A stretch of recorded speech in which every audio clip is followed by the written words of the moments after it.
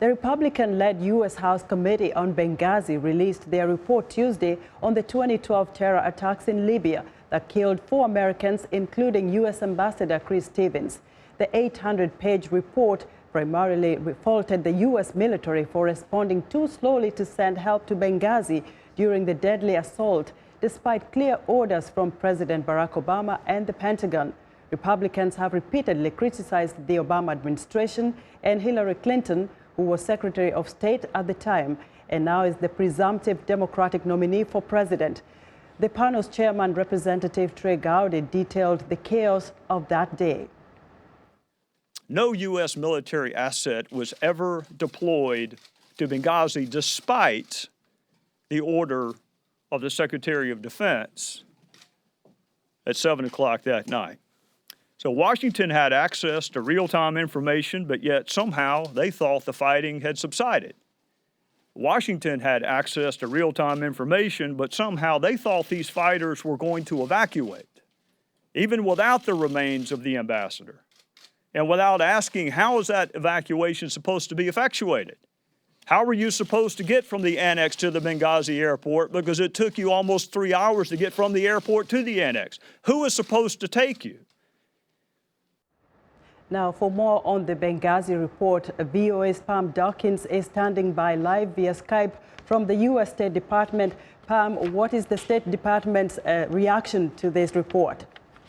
Well, the State Department came out on the defense early today, refuting some of the allegations made by the committee about its handling of the Benghazi probe. Republicans on the Benghazi committee said the State Department was slow in providing information and that some of the information that it initially provided was inaccurate. But spokesman Mark Toner said the department cooperated extensively with the committee. He also said the committee frequently asked the State Department for information that was not directly relevant to the Benghazi probe and in volumes that the State Department could not provide. He said in one case, the department was asked to provide 22 years worth of emails about the topic of Libya. Pam, let me take you back to yesterday. Also, we have the first U.S. ambassador to Somalia sworn in 25 years. What is the significance of restoring diplomatic relations between the U.S. and Somalia? Well, this is actually the next step in a restoration process that began about a year ago. The Somali government reopened its embassy in Washington last year. Also in May of last year, Secretary of State Kerry made a surprise visit to Somalia, where he met with the country's president, prime minister, and civil society members. The U.S. and Somalia are cooperating in efforts such as counterterrorism, and also the U.S. has provided training and equipment to the African Union-led fight against al-Shabaab. And quickly, Pam, what issues is Ambassador Stephen Schwartz likely to prioritize in the coming days when he gets to Nairobi? Well, the U.S. is backing Somalia's efforts to stabilize through the political process, through economic recovery, as well as the fight against terrorism.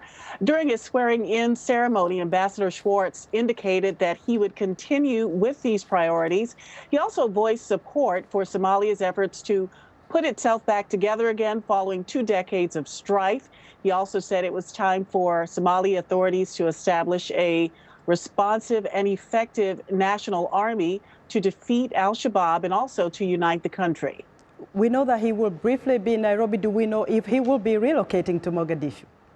We don't have that information at that time. I'm sure we will hear more in the coming days. Thank you, Pam.